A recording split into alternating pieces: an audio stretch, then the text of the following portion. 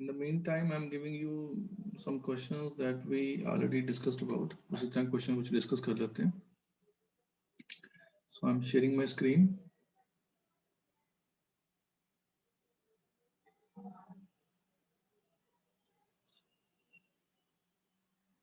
Yes. The screen visible? Yes, sir. Okay, thank you.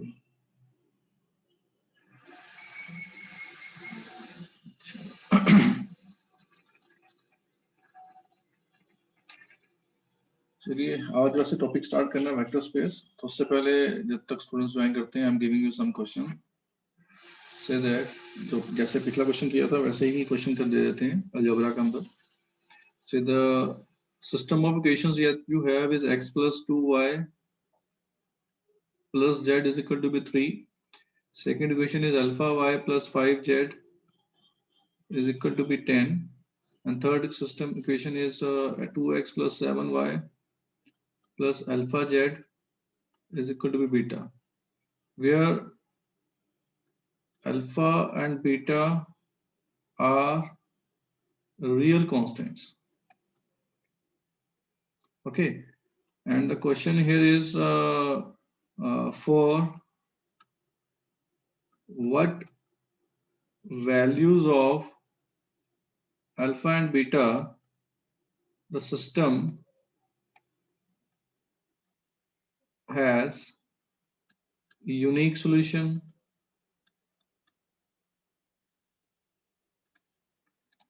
infinite, many solution or no solution. Just try it out, फिर हम discuss करते हैं इसे. ठीक है.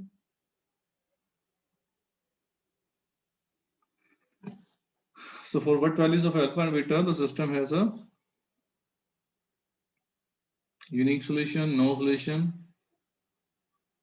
or infinite, many solution. तो कैसे करेंगे? Yes, anybody?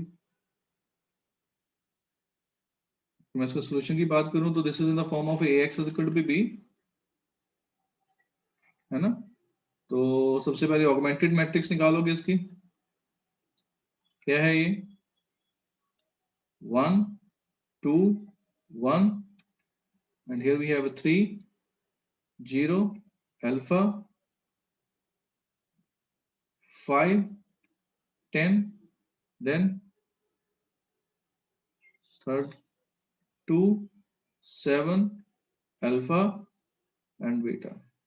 तो हमें कोशिश वही करनी है कि we will try to be using a RREF form and try to make up upper triangular matrix. ठीक है. तो upper triangular matrix की ही बनाने की फॉर्म में कोशिश करनी है. तो using up upper triangular matrix we can start discussing after that. ठीक है. उसके बाद हम डिस्कशन जो है स्टार्ट आउट कर लेंगे. तो पहला स्टेप क्या होगा? Using up this leading element make the other elements to be zero. एक तो ऑलरेडी जीरो ही है, इसका मतलब थर्ड रो में काम करने की जरूरत है. तो क्या करेंगे? थर्ड रो में माइनस करवा लेंगे 2 टाइम्स r1. ठीक है. तो will get apply of this step. तो क्या आ जाएगा? Yes, we get 1 2 1 0 alpha 5 and then 3 10. here we have a 0 और यहाँ क्या आ जाएगा? -3 और ये क्या हो जाएगा? 2 minus alpha and on the right side we have 6 minus beta. उसके बाद अब rather than dividing with the alpha, अगर मैं alpha से divide करता हूँ तो थोड़ा सा क्या हो जाएगा कि बाकी portions में मुझे 1 by alpha की फॉर्म आ जाएगी. तो rather than dividing by alpha second row में अगर मैं नॉन जीरो एलिमेंट देखता हूँ तो वो alpha ही दिखता है मुझे. तो मैं कोशिश करता हूँ इसी alpha की हेल्प से I will make up this element to be zero only, ताकि अपर ट्रायंगुलर मैट्रिक्स मेरे पास फॉर्म हो जाए, है ना. तो मैं क्या करेंगे? R3 में काम करते हैं. तो विल गो विद R3. तो R3 में क्या करेंगे ताकि ये एलिमेंट जीरो हो जाए? 3 टाइम्स R2 ऐड कर लेते हैं और R3 को अल्फा से मल्टीप्लाई करवा लेते हैं, है ना. सो 3R2 plus alpha times R3 कर लेते हैं. Yes. Now after that we get up the statement will be modified as a 1 2 1 0 alpha 5 and here it becomes 0 0. यहाँ क्या आ जाएगा? Yes, minus alpha square plus 2 alpha plus 15 आ जाएगा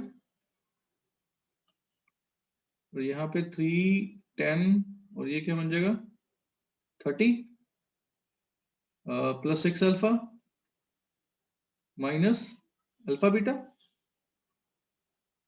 any doubt? अब start discussing या थोड़ा सा इसको थोड़ा सा और मॉडिफाई करना है तो आप कर सकते हो ताकि we can be get up the simpler form. तो मैं क्या करता हूँ माइनस से मल्टीप्लाई करवा लेता हूँ R3 को 1 2 1 0 alpha 5 0 0 alpha square minus 2 alpha minus 15 and here we have 3 10 and we have alpha beta minus 6 alpha minus 30. ठीक है ये अभी अभी अब मुझसे डिस्कशन स्टार्ट करो. केस 1 यूनिक सॉल्यूशन कब होगा बताइए. whenever we have a unique solution, any idea from this?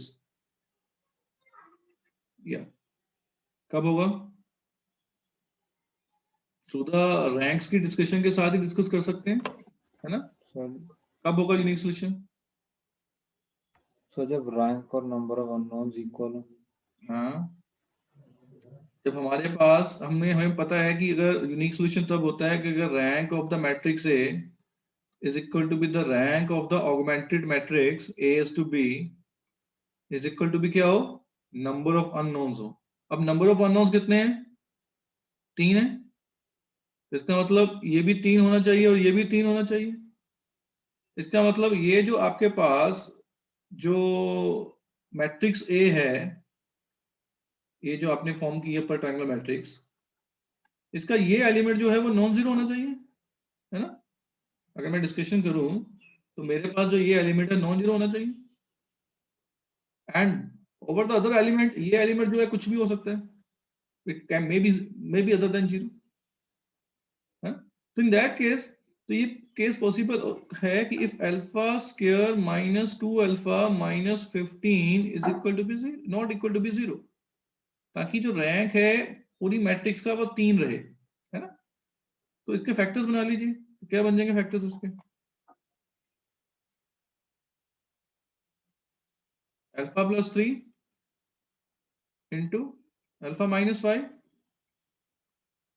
यानी कि alpha is not equal to be minus 3 and not alpha is not equal to be 5 and beta can be anything. Beta can be belongs to be any real number. तो sir alpha 0 भी तो नहीं होना चाहिए ना. 0 भी तो नहीं होना चाहिए अल्फा. सेकंड रो से हमें कंक्लूड कर रहे हैं. देखिए अगर सेकंड रो से कंप्यूट कर रहे हैं तो वी हैव अगर ये 0 हो जाता है तो आपके पास जो तब भी तो ये हाँ अल्फा नॉन जीरो भी होना चाहिए. ठीक है. Yes sir. Yes alpha non zero भी होना चाहिए. Yes sir alpha non zero होना चाहिए. हाँ अल्फा नॉन जीरो होना चाहिए. अगर ये 0 हो जाता है सपोज अल्फा यहाँ पे 0 हो जाता है तो ये नॉन जीरो एलिमेंट यहाँ से आता तो इसकी हेल्प से आप इसको 0 बना सकते हैं ऊपर वाले एलिमेंट को. ठीक है. तो उसमें क्या हो जाएगा रैंक ऑफ ए जो है वो कम हो जाएगा 3 से. उसके 2 आने के चांस हो जाएंगे इन दैट केस. सर अल्फा 0 भी हो जाएगा तो सर वो तभी तो 5 की वजह से नॉन मैं जीरो वही आपको बात कर रहा हूँ. अगर अल्फा 0 हो जाता है ना सपोज अल्फा 0 हो जाता है अब यहाँ पे 0 आ जाएगा. ठीक है. ये टर्म 0 हो जाएगी. ठीक है. 15 ये वाली टर्म बचेगी या कुछ भी टर्म बचेगी आपके पास. सपोज अगर आप हम वापस जाते हैं इक्वेशन के ऊपर वापस उस इक्वेशन से डिस्कशन करनी पड़ेगी. क्या अल्फा 0 हो जाता है तो क्या होएगा. अगर अल्फा 0 हो जाता है तो in that case see out. अगर आपके पास तो फिर ये सारी डिपेंडेंसी बीटा के ऊपर ही रहेगी ना इन दैट केस. अगर अल्फा की वैल्यू 0 यहाँ 0 डाल दी फिर यहाँ 0 डाल दी. Just check it out whatever the case we have in that case. क्योंकि यहाँ तो अभी हमने डिस्कशन जो करी है वहां पे अल्फा यहाँ पे माइनस हो गया. ठीक है. एंड दिस केस अल्फा यहाँ पे हमने जब माइनस करवाया ये 0 हो जाएगा और यहाँ पे 15 बचेगा, और इस 15 ये देखो ये टर्म 0 बन जाएगी, यहाँ पे 15 बचेगा, है ना, बचेगा। तो अगर मैं 15 को यहाँ थर्ड रो को 15 से डिवाइड करवा के इस पे माइनस कराऊं तो ये टर्म 0 हो जाएगी, पहले ये बताओ मुझे, बना सकता हूं इसे 0? यस हाँ, अगर ये टर्म 0 होगी इसका मतलब मैट्रिक्स ए की सेकंड रो 0 हो गई। यस तो इसका मतलब अगर हमारे पास मैट्रिक्स ए की सेकंड रो 0 हो गई, अगर मैं उसे रिप्लेस भी करवा लूं थर्ड रो के साथ, थर्ड रो में थर्ड एलिमेंट नॉन जीरो है, तो इसका रैंक कितना आ जाएगा? सर 2 हो जाएगा। हाँ 2 हो जाएगा ना। तो इन दैट केस हमारे पास अगर rank of A is not equal to rank of augmented matrix आ जाए तो नो सॉल्यूशन हो जाएगा ना इन दैट केस। हाँ, अगर वो तीसरा एलिमेंट वहां भी 0 हो जाता है, रैंक बराबर आ जाता है, but it is less than number of unknowns आता है, तो इनफाइनाइट सॉल्यूशन हो सकता है इन दैट केस, वो केस बन सकता है इनफाइनाइट सॉल्यूशन। ठीक है, सो एनी हाउ अब सेकंड केस में अगर डिस्कशन करता हूं इनफाइनाइट माइनस सॉल्यूशन के केस में, या what is the case out here infinite minus solution में, या क्या होता केस कि rank of the matrix A is equal to be the rank of the augmented matrix, but the not equal to be the number of unknowns। अब number of unknowns हमारे पास 3 है, इसका मतलब है रैंक ऑफ ए और rank of A augmented matrix जो है it is less than the number of unknowns, और होने तो बराबर चाहिए ना, होने बराबर चाहिए, तो it means that we can consider अपा कि जो हमारा जो थर्ड एलिमेंट है वो 0 हो जाए दोनों के दोनों केस में। तो alpha square minus 2 alpha minus 15 is equal to be 0, और alpha beta minus 6 alpha minus 30 is equal to be 0। अगर ये केस आ जाए तो ये केस को आपने देखा कि अल्फा की वैल्यू -3,5 है ना, और बीटा अगर मैं यहां से निकालूं तो बीटा है 6 alpha plus 30 upon the alpha, तो यहाँ पे तो अल्फा नॉन जीरो ही लेना पड़ेगा एक तो। ठीक है, तो अगर अल्फा की वैल्यू अगर -3 ली है मैंने तो बीटा की वैल्यू हो गई -4, और अगर alpha is equal to be 5 है तो बीटा क्या हो जाएगा 30 plus 30 60 over 5 12। So this is the particular cases we have an infinite Maini solution। Yeah, अगर मैं तीसरा केस लूं नो सॉल्यूशन वाला तो क्या होगा? Yes, whatever the case was, no solution। Anybody from the group? So the rank of matrix and rank of augmented matrix are not equal। Not equal, तो वो केस कब बनेगा?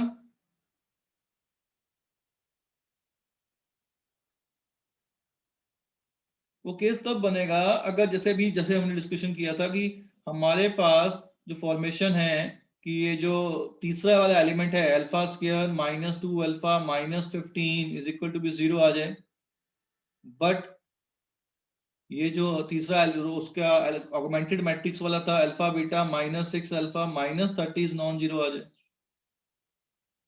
तो यहाँ पे 0 ये आने का केस है कि अगर alpha is equal to be -3 है या 5 है।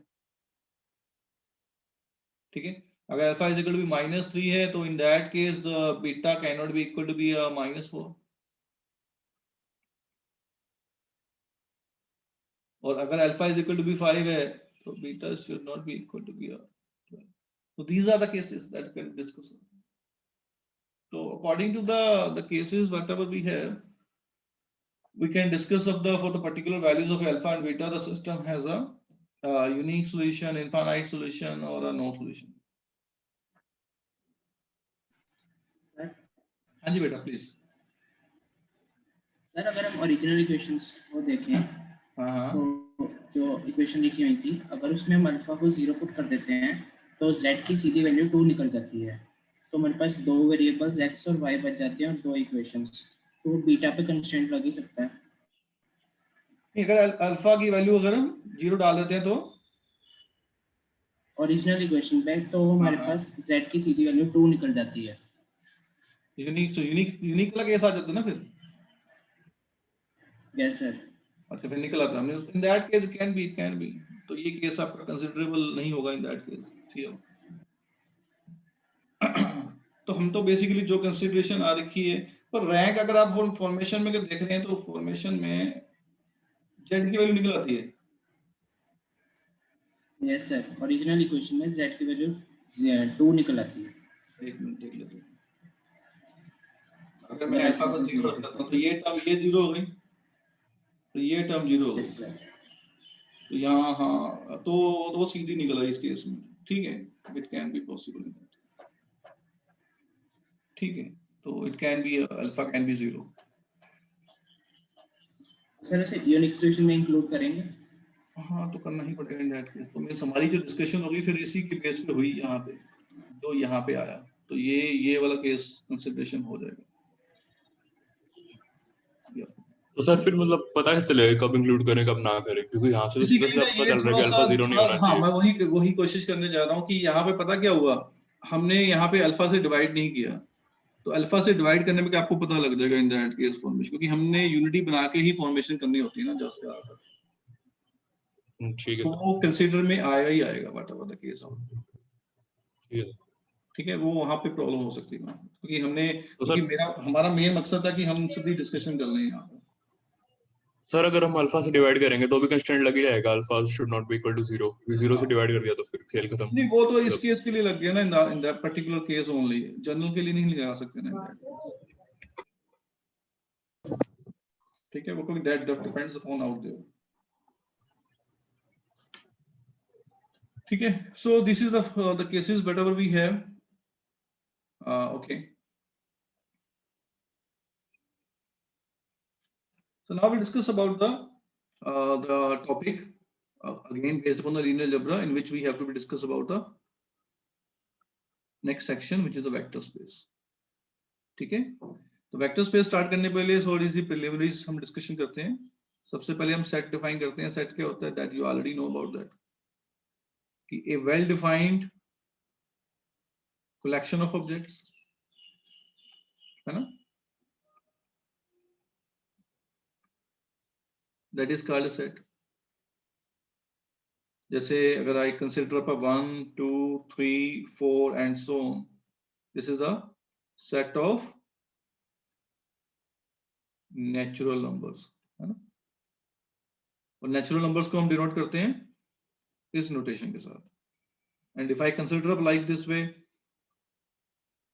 -3 -2 1 0 1 2 3 and so on, this is a set of integers, और integers को हम नोटेशन देते हैं ऐसे। ठीक है, if I is an empty set, contains a no element, ठीक है, finite set is having a finite number of elements and an infinite set is having a infinite number of elements in that. Okay, anyhow, so further we have a subset. Subset क्या होता है? Suppose I have any universal set, so let A be the universal set and B be any other set if all the elements of B lie in set A, then B is called a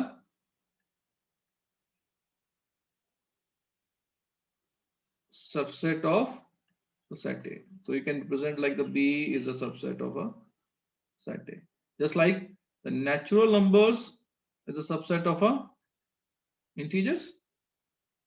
Okay, so natural numbers is a subset of a integers. So now next is we have to talk about the operation. We can talk about a binary operation.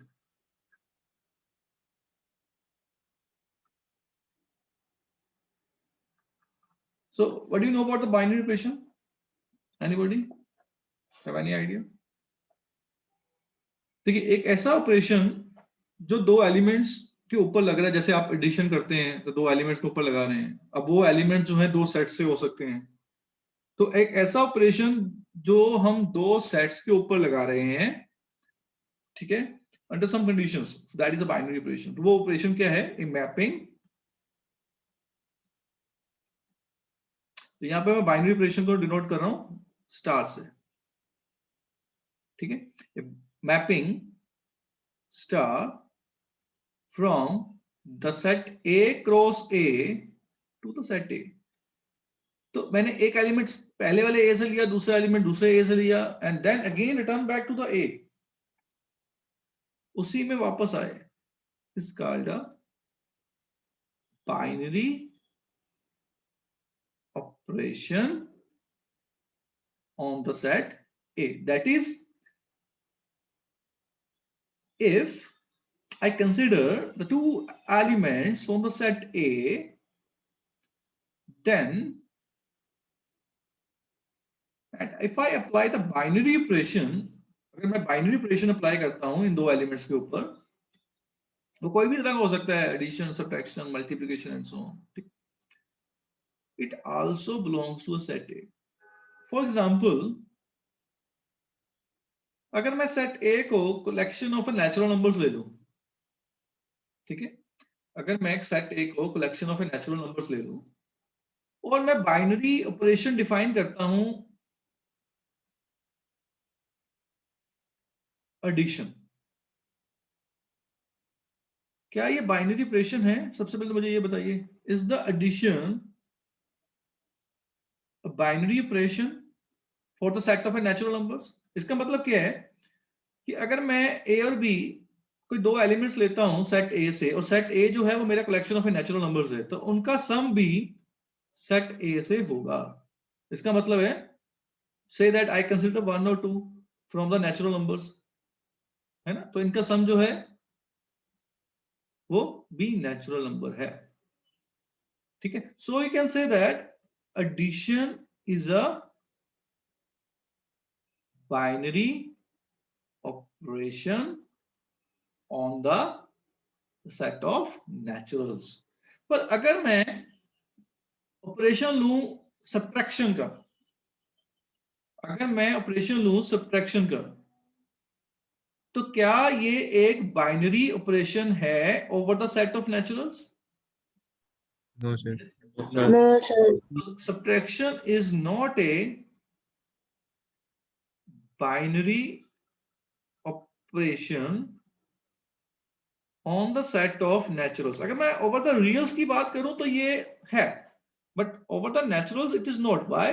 कि अगर मैं 1 और 2 लेता हूं over the naturals, और अगर मैं 1 minus 2 करवा लेता हूं, तो 1 minus 2 is a -1, which does not belongs to be naturals, क्योंकि 1 और 2 तो naturals में थे. पर 1 minus 2 under this operation, जो एलिमेंट मेरे पास आया है, it is not belonging to be natural. So subtraction is not a binary operation over the naturals. तो आपने इस चीज में ना, जब हम वेक्टर स्पेस को स्टडी करना है, तो इस चीज का ध्यान रखना कि हमने सेट कौन सा डिफाइन कर रहे हैं, किस सेट में हम प्रॉपर्टीज को चेकआउट कर रहे हैं. So we have to be very careful regarding that. ठीक है? So anyhow, so now I come to the definition of a vector space.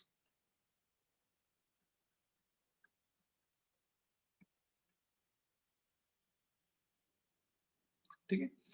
So let V be any non-empty set. हम V को कोई एक non empty set define करते हैं, on which two operations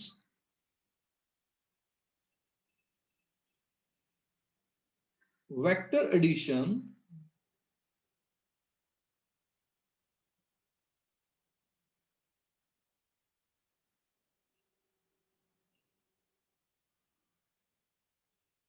defined as a binary operations, you can say that,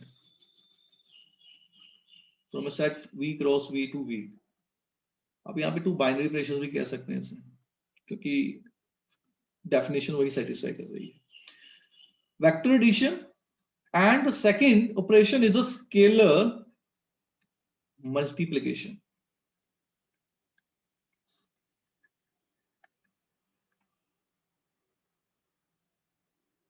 and the multiplication is defined as V cross V to V are defined. दो operations हम define कर रहे हैं, are defined. अब ये देखिए ये कैसा डिफाइन हो रहा है, ये डिफाइन हो रहा है अगर मैं पहला एडिशन को डिफाइन कर रहा हूं तो मेरे पास सपोज आउट एक वेक्टर सेट है x, दूसरा वेक्टर है y जिसको मैंने v से लिया, तो मेरे पास x plus y should be belongs to v. ठीक है, इसी तरह से अगर मैं स्केलर मल्टीप्लिकेशन डिफाइन कर रहा हूं तो स्केलर मल्टीप्लिकेशन में क्या हो रहा है कि मुझे एक स्केलर लेना पड़ रहा है अल्फा. ठीक है, अल्फा इज स्केलर, ये हम अभी डिफाइन करेंगे नीचे. ठीक है, तो अल्फा इज स्केलर, और अगर मैं एक एलिमेंट एक वेक्टर सेट के v से लेता हूं तो alpha into x is also belonging to v. That is, ठीक है, are defined such that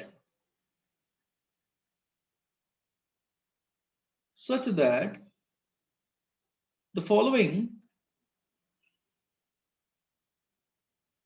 assertions are true for all x, y and z belongs to be the vector v, and alpha and beta say that scalars belongs to be r कर लेते हैं, r is scalar, you can say real number.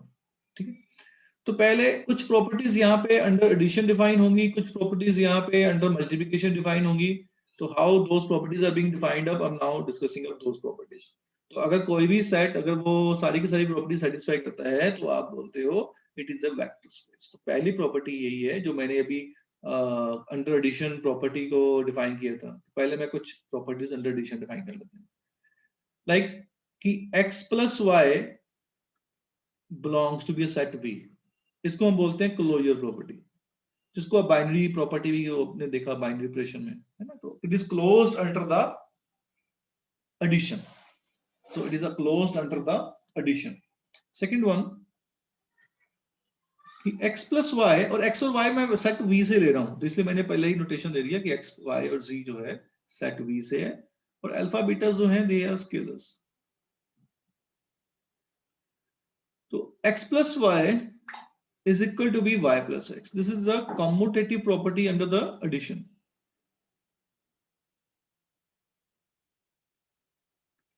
Under addition की हम बात कर रहे हैं अभी, ठीक है. तीसरी x plus y plus z is equal to be x plus y plus z.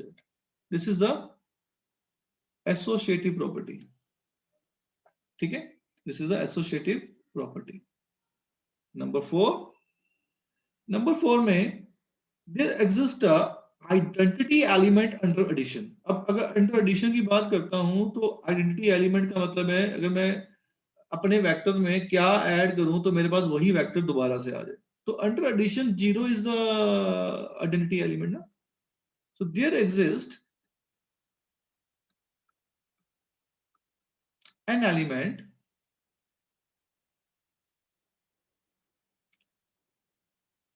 so zero vector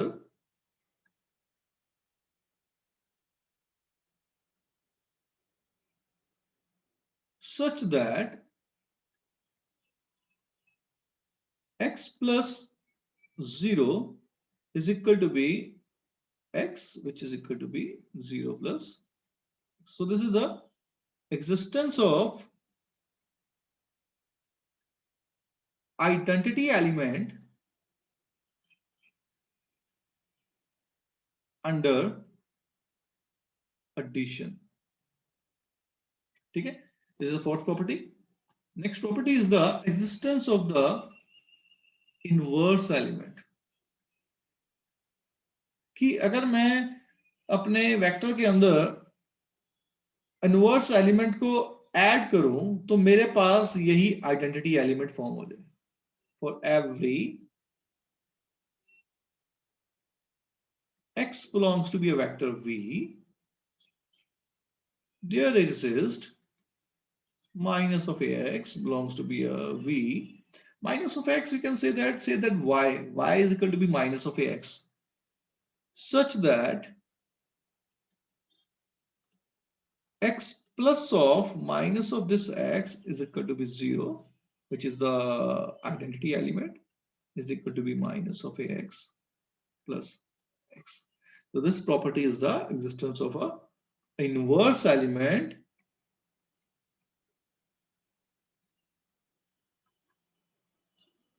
in addition. Existence of inverse element under addition. So these are the properties under the addition. Okay. The next property is the properties are under the multiplication. 6 properties you can say that here is.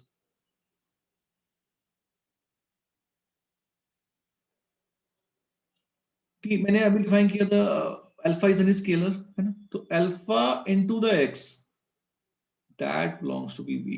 This is closed under scalar multiplication. Number 7, alpha into the x plus y. These are some distributive properties out there, you can say. It is equal to be alpha x plus the alpha y. So here means alpha dot. These are the operations that we are applying up here under the multiplication. Okay. Number 8, we have a say alpha plus beta, where alpha and beta are the scalars, into x is equal to be alpha into x plus beta into the x. Number 9,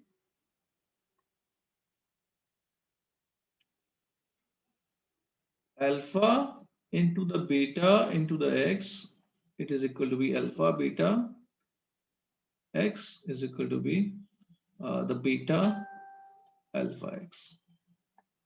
Number 10, existence of identity element again in the multiplication, like 1 into the x is equal to be the x.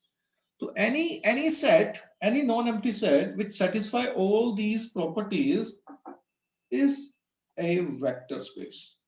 Any non-empty set which satisfies all these properties is called a vector space. Suppose out, I'm giving you some examples out here.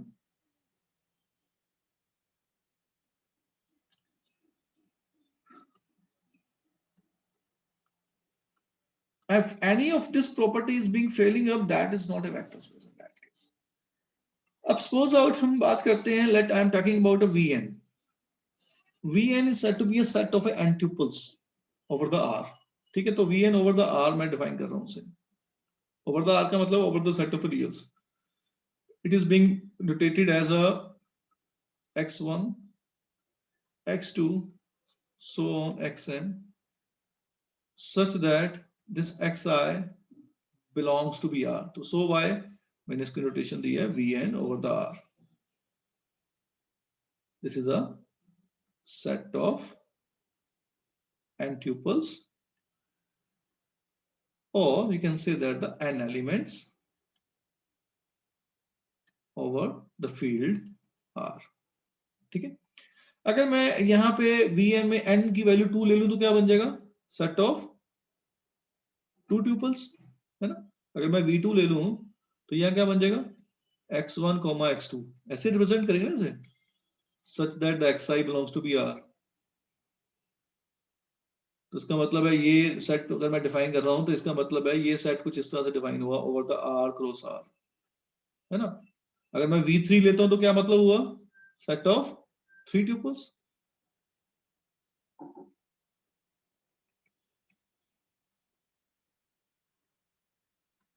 For each xi belongs to be R. तो ये क्या हुआ, अगर मैं इसको define करता हूं तो this is the R cube basically, है ना, R cross R out there. So अगर मैं ये बात करूं तो ये जो वेक्टर है दिस वन जिसको मैंने डिफाइन किया है, it is a vector space over the R is a, वैसे तो V2 भी और V3 भी वेक्टर स्पेस है पर मैं इन जनरल की फॉर्म में डिफाइन कर लेता हूं, is a vector space over the R. अब मैं सेट जो ओवर द फील्ड ले रहा हूं ना वो ओवर द R ले रहा हूं, कि ये जो मैंने वेक्टर्स डिफाइन किए हैं, ये जो मैंने कलेक्शन ली है, ये ओवर द रियल्स लिए with respect to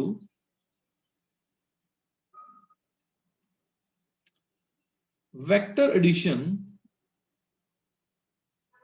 with respect to be vector addition defined as, suppose out I choose up the two elements from the Vn, ठीक है। सपोज मैंने क्या किया, वेक्टर एडिशन में डिफाइन कैसे कर रहा हूं, देखिए I choose x and y from the Vn, ठीक है। तो x and y इसका सम भी Vn के अंदर होना चाहिए, है ना। तो अगर मैं x प्लस y कर रहा हूं तो ये हो जाएगा कुछ ऐसे, x1 x2 so on xn plus y1 y2 so on yn. So this is being defined as a x1 plus y1 x2 plus the y2 and so on xn plus the yn. Now it is again being defined over the Vn, ये भी Vn के ऊपर defined हो गया। तो vector addition को हम ऐसे डिफाइन करेंगे, क्योंकि ये भी कितने n टपल्स हैं, n से कम तो नहीं है ना। तो it is again n tuples are being formed and scalar multiplication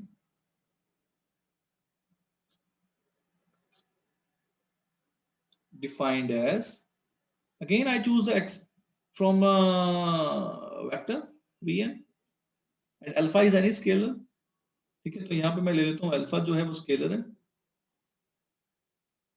और x जो है it taking from a Vn। तो alpha into x being defined as a alpha into x1 y1, sorry y1 नहीं, x1 x2 x1 x2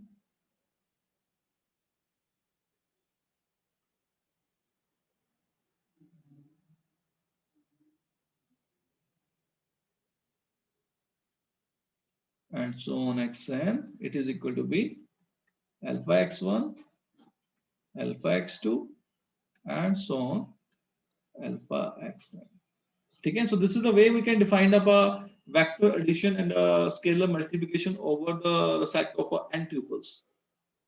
Okay, अगर मुझे इसको checkout करना कि क्या ये वेक्टर स्पेस है कि नहीं है, तो ओवर द R तो आपको क्या करना पड़ेगा, सपोज मुझे चेक करना है कि ये Vn जो है वेक्टर स्पेस है, ठीक है। तो मुझे क्या करना है कि अगर मैं देखो, अगर again I have to be check up all the properties. तो पहली प्रॉपर्टी क्या है, Excuse me, sir. हाँ जी बेटा please. Sir, could you please scroll up a bit? हाँ हाँ प्लीज वेट,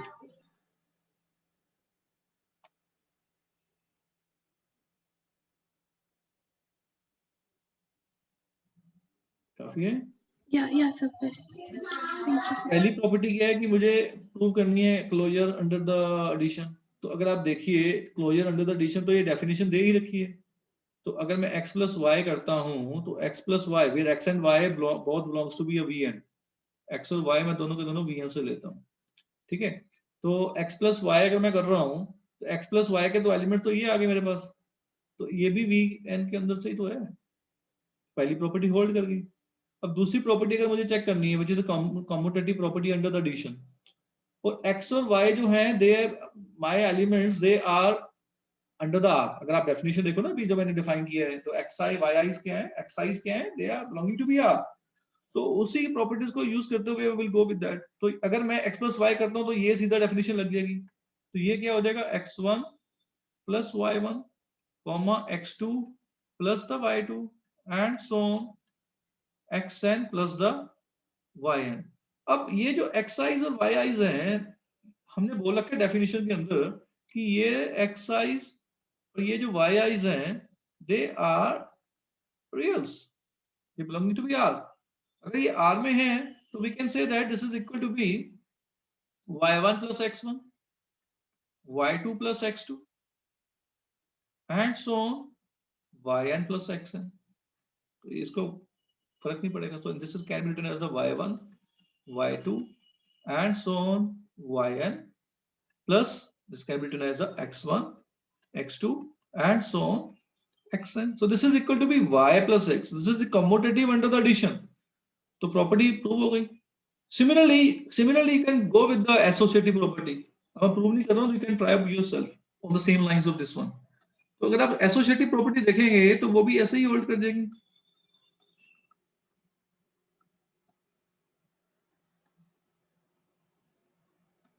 ठीक है, similarly it will be holding up.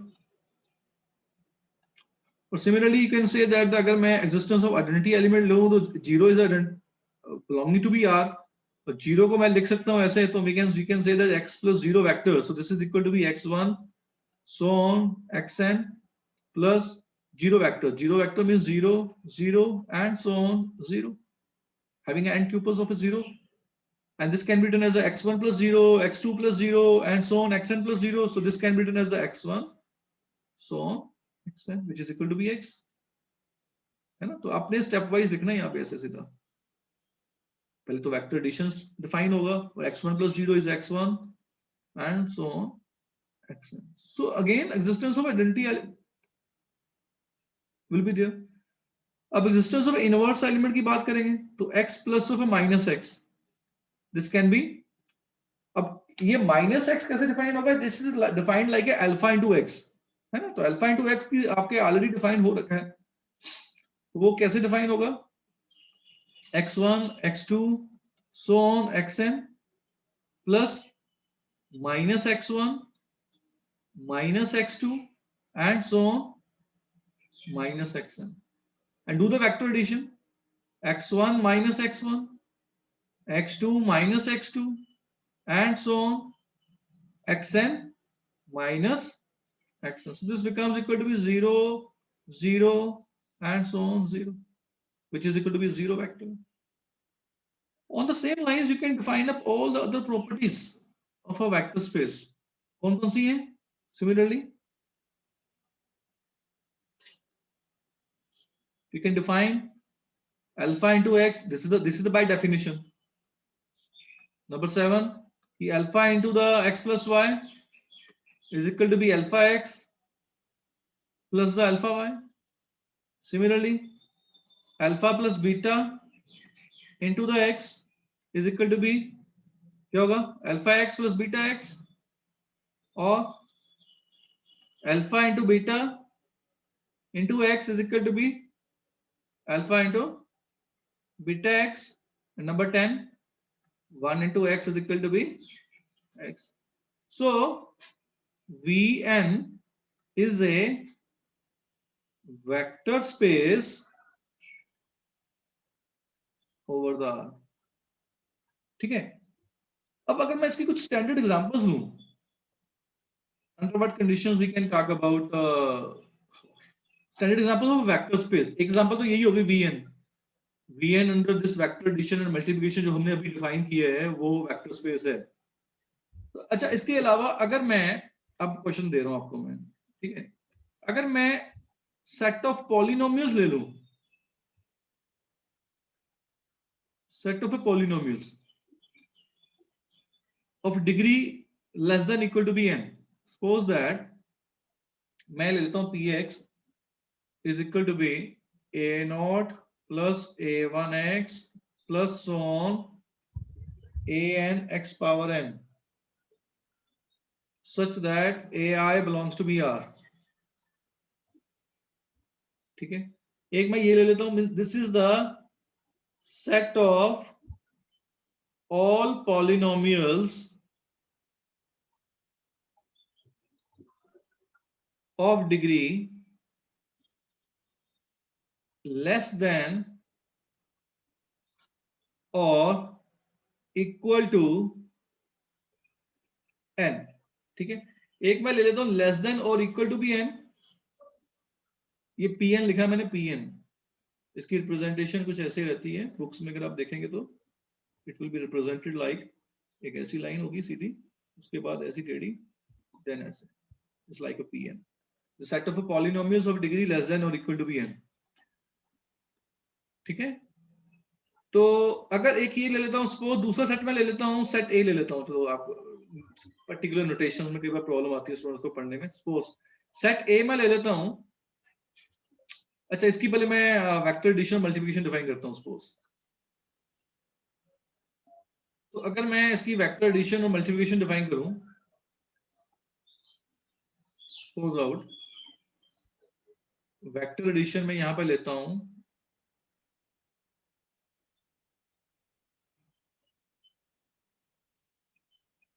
ठीक है, तो P1 और P2 मैं दोनों के दोनों Pn से ले लेता हूं, ठीक है, और P1 is a polynomial of a degree less than equal to Bn and P2 is a polynomial of degree less than equal to Bn. अब इन दोनों का अगर मैं सम करता हूं, it is equal to be A0. अच्छा टाइम हो गया शायद ना, चलो एनी हाउ, तो यहां से हम कल नेक्स्ट लेक्चर में डिस्कशन करेंगे, ठीक है। If you have any query you can ask me. तो यहाँ से हम कल जो है लेक्चर के अंदर कंटिन्यू करेंगे कि how the Pn is a vector space अगर less than equal to Bn है, अगर मैं इक्वल टू n ले लेता हूं तो how it is vector space. So in the next lecture will be elaborate all these things. Any doubt in the today's lecture? इस definition को थोड़ा ध्यान पे पढ़ के आइएगा Vn की वेक्टर स्पेस में, ठीक है। Any query? No, sir. Okay, so thank you. So in the next lecture we'll be exploring upon Pn polynomial, vector space है कि नहीं है, उसके ऊपर डिस्कशन करेंगे। Thank you, sir. Thank you. Thank you, sir. Thank you, sir. Thank you.